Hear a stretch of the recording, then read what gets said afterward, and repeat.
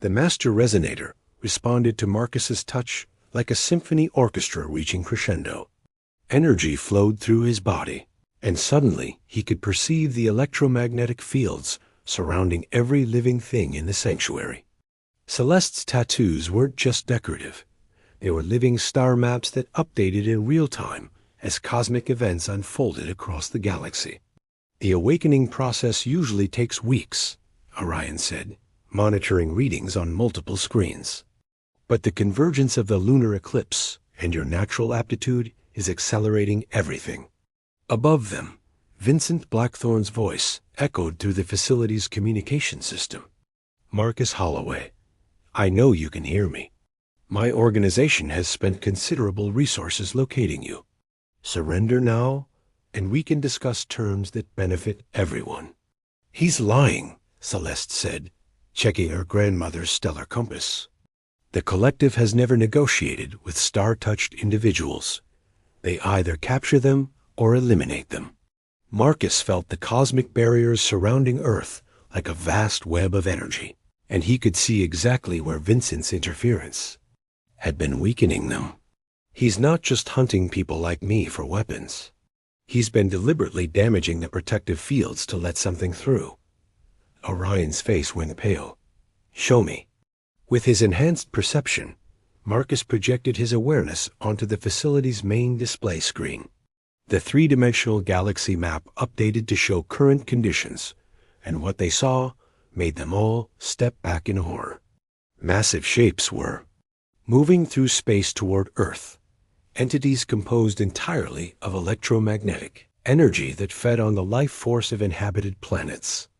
The cosmic barriers that had protected humanity for millennia were failing, and these predators were already approaching the outer edges of the solar system. The Devourers, Orion whispered. We thought they were just legends. Vincent knows. They're coming, Marcus realized. The collective isn't trying to rebuild civilization after an electromagnetic collapse. They're planning to be the only humans with shielded technology when the Devourers arrive. Vincent's voice crackled through the speakers again. You have 5 minutes to surrender before we begin using more persuasive methods. Celeste moved to the weapons locker and began distributing defensive equipment. The sanctuary's shields can hold them off temporarily, but eventually they'll break through. Then we don't wait for them to break through, Marcus said, his new abilities showing him possibilities he had never imagined. We take the fight to them. Using the master resonator as an amplifier, Marcus reached out with his stellar resonance to every piece of electronic equipment in the city above. Traffic lights, cell phone towers, television broadcasts, emergency services, everything connected to the power grid became an extension of his consciousness.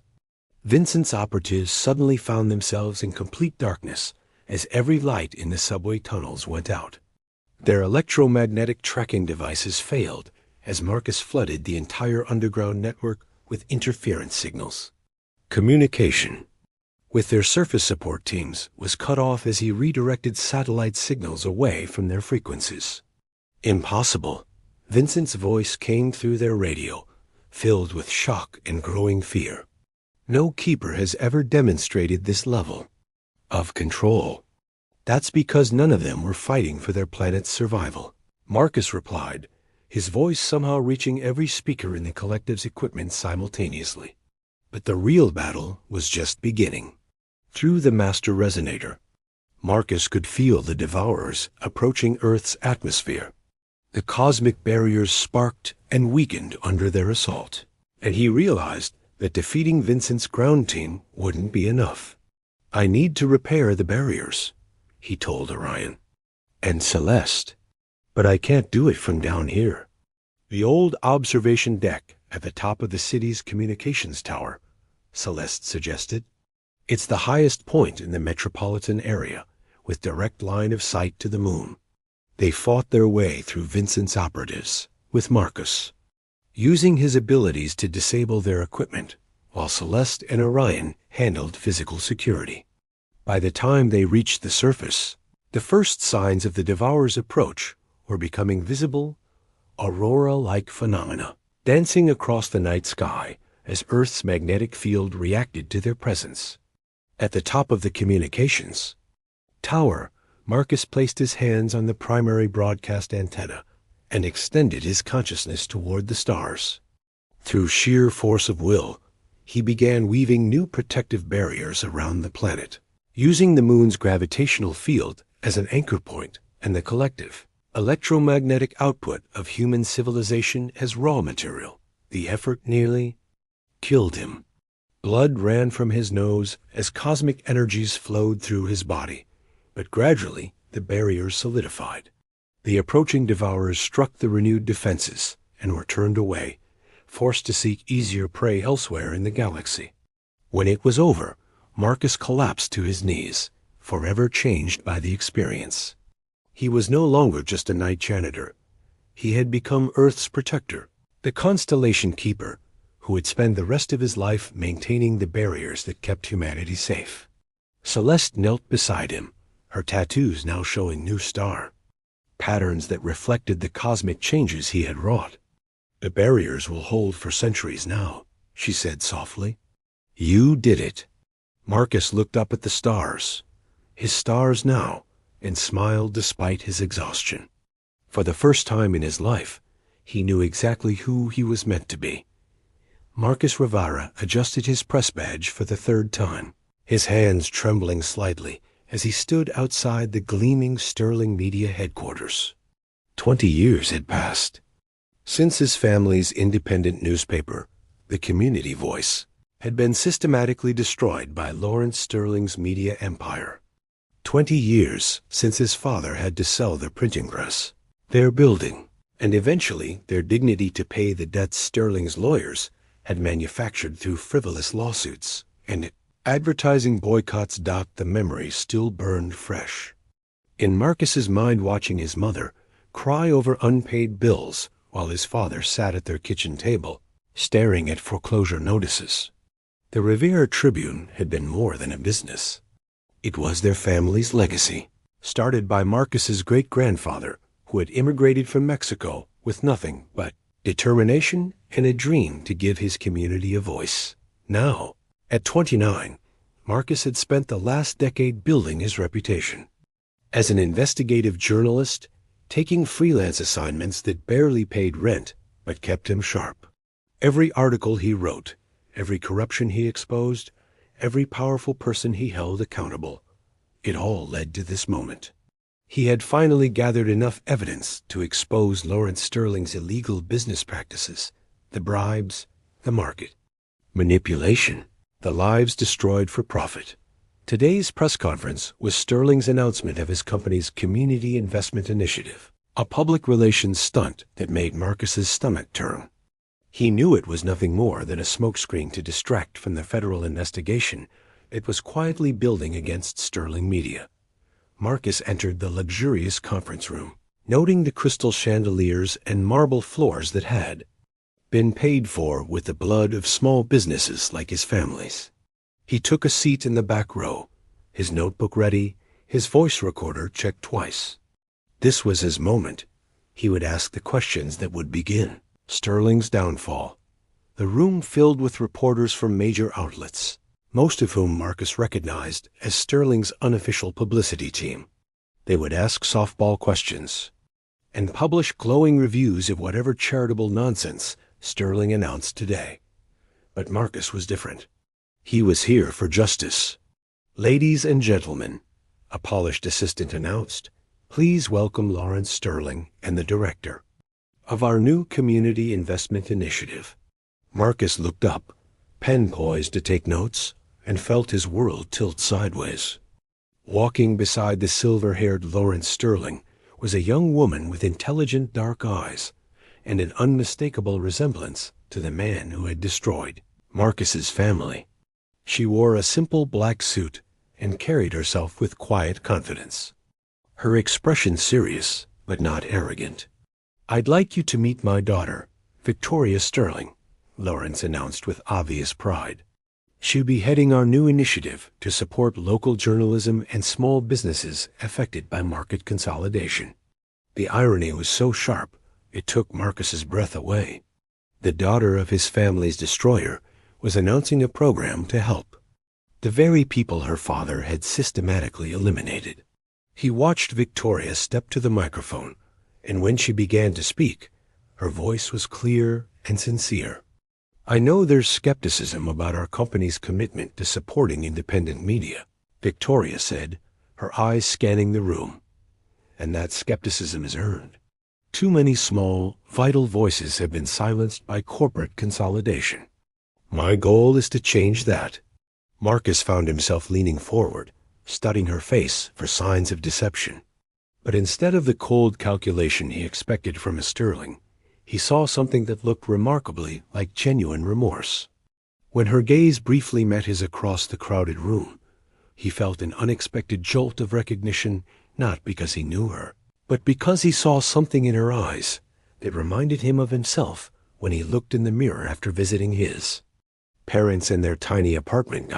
It looked like guilt. It looked like someone carrying a weight they never chose to bear. Marcus shook.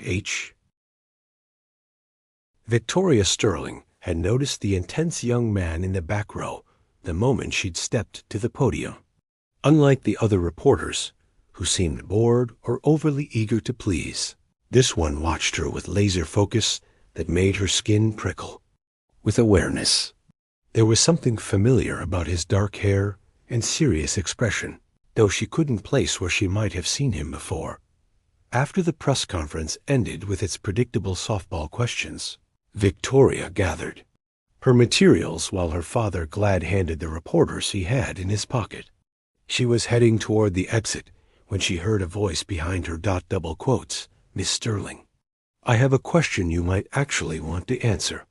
Victoria turned to find the intense reporter from the back row standing just a few feet away. Up close, she could see the controlled anger simmering beneath his professional demeanor. His press badge read, "Marcus Rivera, freelance." "Rivera," she repeated softly, and understanding hit her like a physical blow. This was the son of Eduardo Rivera, the man whose newspaper her father had destroyed with ruthless efficiency when Victoria was still in elementary school. She remembered finding her father celebrating that victory with expensive champagne, though at 9 years old she hadn't understood what he was celebrating. "You know the name," Marcus said, watching her reaction carefully. "Good. That saves us some time." Victoria glanced around the emptying conference room, then made a decision.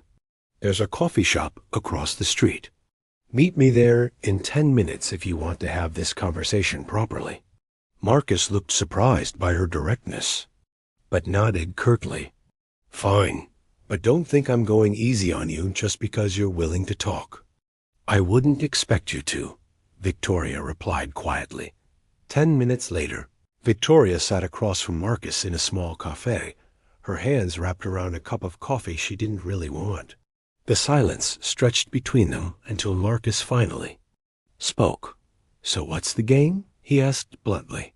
"Daddy sends you out to play the reformed daughter while he continues destroying families behind the scenes?" Victoria had expected this accusation, but it still stung. "There's no game, Mr. Rivera. I know what my father did to your family's newspaper.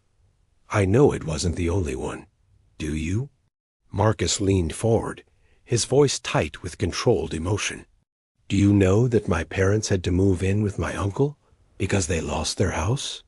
Do you know my mother worked 3 jobs just to keep food on the table? Do you know my father never started another business because your family's lawyers made sure he'd never get financing again?" Each word hit Victoria like a slap, but she forced herself to maintain eye contact. "I know some of it. I've been researching my father's business practices for the past 5 years." "Researching?" Marcus repeated with bitter laugh. "How academic of you." Victoria reached into her briefcase and pulled out a thick folder.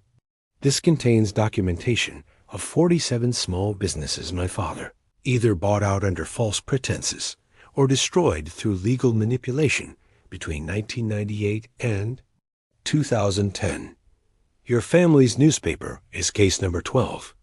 Marcus stared at the folder as if it might explode. Why would you have this? Because I've been trying to find every family he hurt so I can figure out how to make it right. Victoria opened the folder to show Marcus pages of meticulous notes, financial records, and contact information. The Community Investment Initiative isn't just PR, Mr. Rivera. It's my attempt to return some of what was stolen. Marcus flipped through the pages, his expression shifting from suspicion to confusion. This is ... incredibly detailed. You have addresses, financial losses, even medical bills that resulted from the stress my father endured. I hired a private investigator 2 years ago, Victoria admitted. I wanted to understand the full scope of the damage before I approached anyone. I know it sounds naive, but I genuinely believe money can't fix everything, but it can at least address some of the practical harm that was done. Why? Marcus asked suddenly. Why do you care? You could have just lived your privileged life and pretended none of this ever happened. Victoria was quiet for a long moment, choosing her words carefully. When I was 15, I found a box of my father's old business correspondence in our attic. Letters from families begging him not to foreclose, not to shut down their businesses, explaining how many people would lose their jobs. And his responses ... double quotes. She shuddered slightly. He enjoyed it, Mr. Rivera. He enjoyed having that power over people's lives. She looked directly into Marcus's eyes. I realized that every luxury I'd enjoyed, every private school tuition payment, every family vacation, it was all paid for with other people's suffering. I can't change what he did, but I can't ignore it either. Marcus studied her face intently, as if trying to detect deception. So what exactly are you proposing? I want to offer your family a settlement. Not just money, though that's part of it. I want to help your father restart the community voice, if he's interested. I have contacts at printing companies, distribution, networks, and advertising agencies who owe me favors. And what do you want in return? Marcus asked suspiciously. Victoria smiled sadly. Nothing, Mr. Rivera. I want nothing in return, except maybe the chance to sleep better at night. Marcus sat back in his chair, clearly struggling with this unexpected turn of events. The woman he'd planned to destroy with his expose was instead offering to help rebuild what her father had torn down. For the first time since entering that conference room, Marcus Rivera didn't know what his next move should be.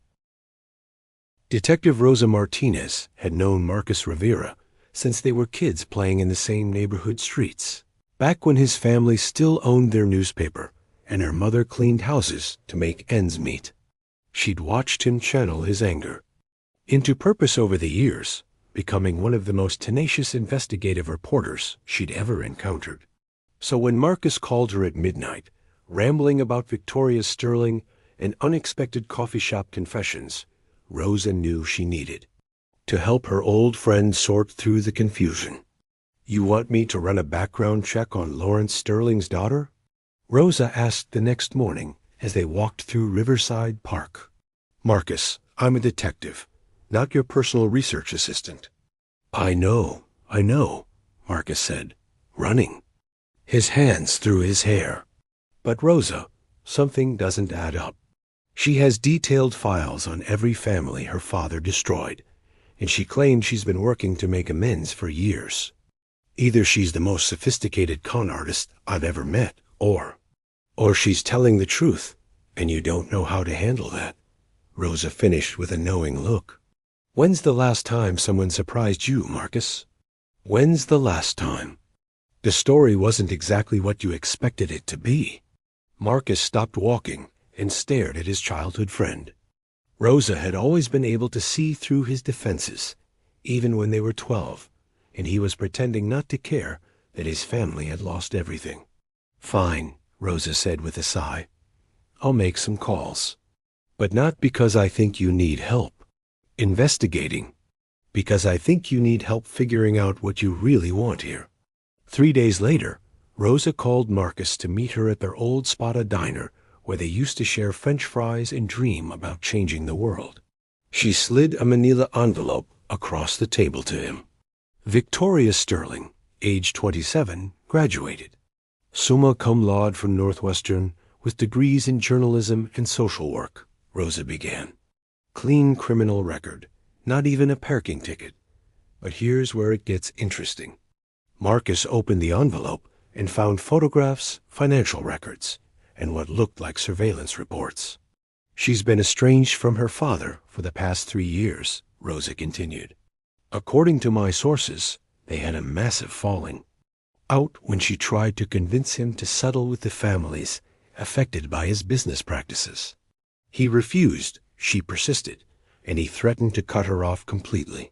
Marcus studied a photograph of Victoria, leaving what appeared to be a legal aid office. What's this? She's been volunteering at 3 different legal aid clinics, helping families who are dealing with corporate abuse cases. And get this, she's been paying for legal representation out of her own pocket for families who can't afford it. Rosa pulled out another document. Remember the Hendersons? The family that lost their farm when Sterling's agricultural subsidiary foreclosed on them? Marcus nodded. He'd written a story about the Hendersons 2 years ago, detailing how predatory lending practices had cost them their generational farm. Victoria Sterling quietly paid off the remaining debt and helped them buy back their land, Rosa said. The Hendersons have no idea who their anonymous benefactor was, but I tracked the payments through 3 shell companies back to her personal trust fund. Marcus felt something shift in his chest, a loosening of the tight knot of anger he'd carried. For so long. How many families? At least 15 that I could verify. Probably more. Rosa leaned back in the booth, studying her friend's face. Marcus, this woman has been living like a monk for the past 5 years, spending almost every penny of her inheritance trying to undo her father's damage. But why keep it secret? Marcus asked. If she really wanted to make amends, why not make it public? Rosa smiled. Maybe because she actually understands what her father did wrong. He always made everything about him, about his power, his control. Maybe she figured the families deserved to rebuild their dignity without having to thank a Sterling for it. Marcus sat quietly for several minutes, processing this information. Everything he thought he knew about Victoria Sterling was being rewritten in real time. There's something else, Rosa said gently. I looked into your family's case specifically. The legal fees that mysteriously got paid off last year when your father was facing that collection lawsuit? That was her too, Marcus. She's been quietly helping your family for months. Marcus felt like the air had been knocked out of his lungs. That's impossible. My father said an old client paid off the debt. An old client represented by a law firm that Victoria Sterling has on retainer for exactly these kinds of situations, Rosa confirmed. She's been protecting your family's credit and making sure your parents could stay in their apartment. Marcus stared down at the evidence spread across the table, photographs of Victoria at legal aid clinics, financial records showing her charitable giving, witness statements from families she'd helped. The woman he'd planned to destroy had been quietly saving his family while he plotted her downfall. What am I supposed to do with this, Rosa? Marcus asked quietly. Rosa reached across the table and squeezed her friend's hand. Maybe it's time to consider that some stories have more than one villain, Marcus. And maybe some people really can be different from their parents. As Marcus walked home that evening, Victoria Sterling's business card felt heavy in his pocket. For the first time in 20 years, he began to wonder if his quest for vengeance might actually be standing in the way of something that looked remarkably like justice. Thomas Rivera sat in his worn armchair, reading the morning paper with the same ritual he'd maintained for 40 years, even though everything else about his life had changed. At 68, his hands shook slightly from the stress-induced tremors. That had started after losing the newspaper, and his once thick hair had gone completely gray.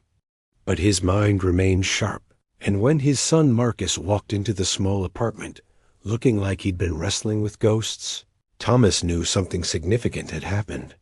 "Dad, we need to talk," Marcus said, settling onto the couch across from his father. "About the Sterlings. About Victoria Sterling specifically." Thomas's jaw tightened automatically at the name. "What about her?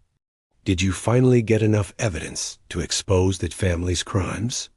Marcus pulled out Rose's folder and spread the contents across the coffee table. "Dad, I need you to look at this. Really look at it." For the next hour, Marcus walked his father through every piece of evidence Rosa had gathered about Victoria's secret charitable work. Thomas examined each document with the same careful attention to detail that had made him a respected journalist decades earlier. "This can't be right," Thomas said finally, though his voice lacked conviction. "A Sterling helping the families. Her father destroyed? It has to be some kind of elaborate public relations scheme." "That's what I thought too," Marcus admitted. "But Dad, look at the dates. She's been doing this for years, and she's gone to extraordinary lengths to keep it secret. This isn't PR, this is penance." Thomas picked up the financial records showing how Victoria had quietly paid off the legal fees that had been haunting the Rivera family, this debt that disappeared last year. "You're telling me Lawrence Sterling's daughter paid it?" "She did, Dad. While I was planning to destroy her reputation, she was protecting our family." Thomas stood up abruptly and walked to the window, staring out at the busy street below. "I can't process this, Marcus. That family destroyed everything we built. Your mother died stressed and broken because of what they did to us." "I know, Dad. I know." Marcus joined his father at the window. "But what if holding on to that anger is destroying us just as much as they did?" Before Thomas could respond, there was a knock at the apartment door.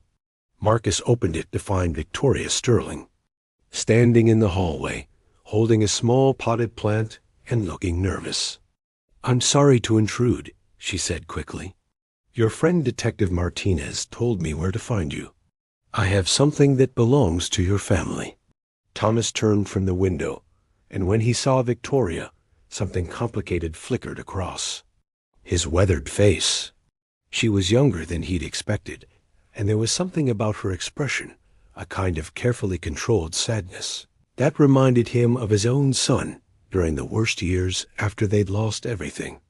"Mr. Rivera," Victoria said, addressing Thomas directly, "I've brought something I think you should have." She reached into her bag and pulled out a small wooden box.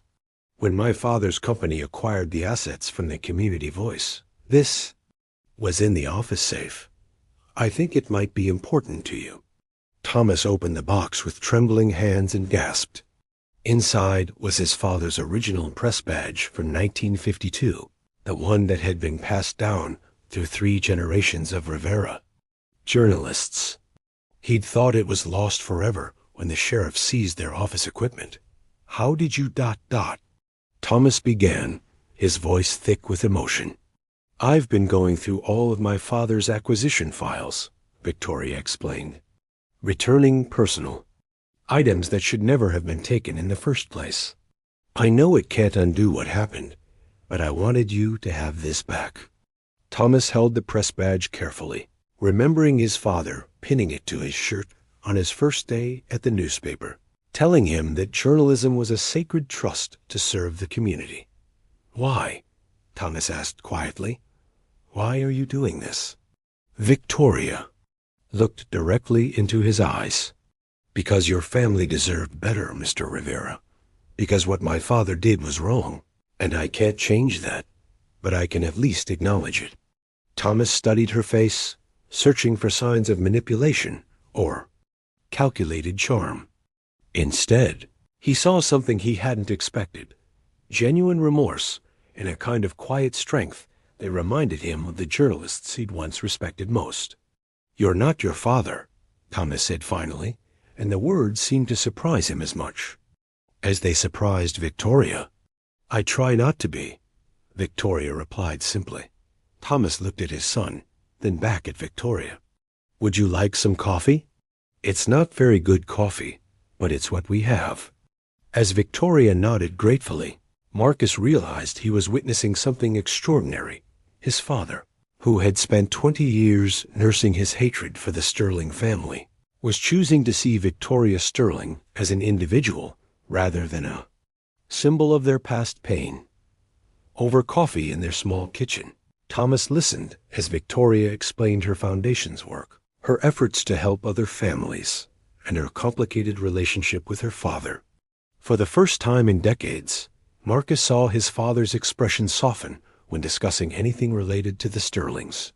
"You know," Thomas said as Victoria prepared to leave, "your father took a lot from us. But if you're serious about helping families rebuild what they lost, maybe there's a way to turn something destructive into something constructive."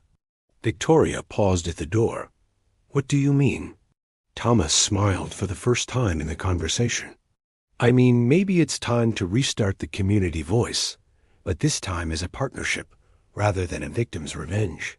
As Victoria walked away from the Rivera apartment, Marcus realized that his father had just taught him something profound about the difference between justice and vengeance. And for the first time since meeting Victoria Sterling, Marcus began to wonder if the story he was supposed to write might have a very different ending than the one he'd planned. Judge Helena Cross had been presiding over family court for 15 years, long enough to recognize when a case carried more weight than the legal documents suggested. The Sterling versus Sterling custody and estate dispute that landed on her desk seemed straightforward at first, a father attempting to gain control of his adult daughter's trust fund by claiming she was mentally incompetent due to reckless charitable giving. But as Helena reviewed the evidence, she realized this case represented something much larger than a family financial disagreement. "Your Honor," Lawrence Sterling's attorney began on the first day of hearings, "my client is simply trying to protect his daughter from her own poor judgment. She has donated over $2 million to questionable causes and individuals, showing a clear pattern of financial irresponsibility." Helena watched Victoria Sterling sit calmly beside her attorney, her hands folded in her lap. Unlike many wealthy defendants Helena had observed, Victoria showed no signs of entitlement or arrogance. Instead, she possessed a quiet dignity that reminded Helena of the social workers and nonprofit directors who often appeared in her courtroom fighting for families in crisis. "Ms. Sterling," Helena addressed Victoria directly, "your father claims you've been giving away money recklessly. How do you respond to that characterization?" Victoria stood respectfully. "Your Honor, I've been using my inheritance to provide legal assistance and financial support to families who were harmed by unethical business practices. I have detailed records of every donation and can demonstrate that each recipient was carefully vetted." From the gallery, Helena noticed a young man taking notes intently.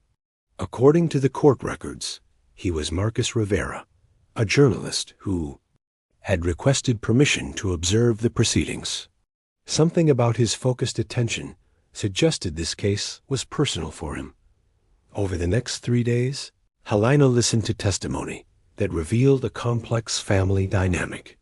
Lawrence Sterling presented himself as a concerned father, but his testimony revealed a man who saw his daughter's charity work as a personal betrayal rather than a moral choice. "She's embarrassing our family name," Lawrence testified, apologizing for business decisions that were perfectly legal. "She's undermining everything I built." When Victoria testified, however, Helena heard something different. "Your Honor, I'm not trying to destroy my father's legacy. I'm trying to build a different kind of legacy for myself. I believe that with privilege comes responsibility, and I've seen too many families suffer from corporate practices that may be legal, but are deeply harmful." Helena called a recess and reviewed the character witness statements in her chambers. The testimonials were extraordinary families, describing how Victoria's anonymous help had saved their homes. elderly individuals who had received legal assistance, community organizations that had received funding for programs serving vulnerable populations. One letter particularly caught Helena's attention. It was from Thomas Rivera, Marcus's father. "Your Honor, the Sterling family destroyed my newspaper and nearly destroyed my family 20 years ago. I have every reason to hate anyone with that name. But Victoria Sterling has shown me that some people can choose to be better than their family's past. She returned my father's press badge to me, something that meant nothing financially, but everything emotionally. That act of grace showed me the difference between justice and revenge. If she can choose to break a cycle of harm, perhaps I can. Choose to break a cycle of hatred." When court resumed, Helena made an unusual decision. "Mr. Rivera," she addressed the journalist in the gallery, "you've been observing these proceedings intently. As a member of the press and someone who appears to have personal knowledge of the underlying issues, would you be willing to share your perspective with the court?" Marcus stood, clearly surprised. "Your Honor, I've been investigating the Sterling family's business practices for several years. I originally intended to expose them for the harm they've caused to small businesses and families." "And what did your investigation reveal about Miss Victoria Sterling specifically?" Marcus glanced at Victoria, then back at Helena. "It revealed that sometimes the most important story isn't the one you expected to write. Victoria Sterling has spent the past 5 years quietly undoing the damage her father caused, helping families rebuild their lives without seeking credit or recognition. She's chosen to use her privilege as a force for repair rather than continued harm." Helena nodded thoughtfully. "Ms. Sterling, your father claims you're financially irresponsible. But from what I've heard, you've been extremely responsible, just not in the way he prefers. You've chosen to prioritize social responsibility over wealth accumulation." "Yes, Your Honor, that's exactly right." Helena looked at Lawrence Sterling, whose face had grown increasingly red throughout the proceedings. "Mr. Sterling, your daughter is 27 years old. She has demonstrated sound judgment, clear reasoning, and a consistent ethical framework for her financial decisions. The fact that you disagree with her values does not make her incompetent." Helena delivered her ruling with unusual passion. "This court finds that Victoria Sterling is fully competent to manage her own financial affairs. Furthermore, this court commends her for using her resources to help families in need. In a society where wealth too often perpetuates cycles of harm, Miss Sterling has chosen to break that cycle." As the courtroom cleared, Helena noticed Marcus approach Victoria near the exit. She couldn't hear their conversation, but she saw Victoria smile genuinely for the first time during the proceedings, and Marcus extend his hand in what looked like friendship rather than professional courtesy. 6 months later, Helena received an invitation to the launch party for the new Community Voice newspaper, collaboration between the Rivera family and the Sterling Foundation for Community Journalism. The invitation included a note from Victoria. "Your Honor, thank you for helping me understand that justice isn't just about following rules. It's about choosing to do better than what came before. The new Community Voice will tell stories about people who are working to repair harm and build stronger communities." Helena smiled as she marked the event on her calendar. In 15 years on the bench, she had seen too many cases where family conflicts perpetuated cycles of pain and resentment. It was rare and wonderful to witness a case where people chose healing over revenge, where justice led to restoration rather than destruction.